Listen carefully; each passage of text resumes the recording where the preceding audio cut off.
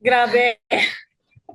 Grabe na. Nakakasurvive pa kaya kayo dito? Parang sa Parang game na to, oo, na-stress ako eh.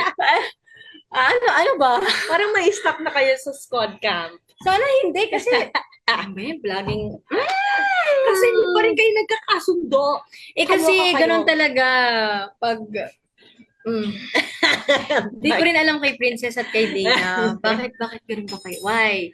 Why? Paano kaya sa ibang Well, like games, you said, no? kasi, di ba, hindi naman maiwasan yung ganon. Oh, Yung that's mga true. ganong pag sa team or That's sa true. sports, di ba? Pero ano bang pwedeng gawin?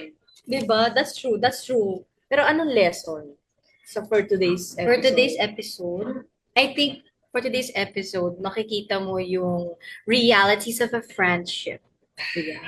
And parang sa sportsmanship, kasi nga nasa cheer squad kami, diba? So, you can see the realities of it. And, ay, parang may problema dito. So, I can't see the solution. But, makikita nyo na if there's a problem, you need to fix it.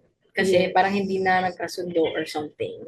And not everyone is happy. Mhm. So, it needs to Not be everyone fixed. is happy. Not everyone is happy. Wow! And patience is a virtue. Yes, that's so true. That's so true. That's so At true. yung patience.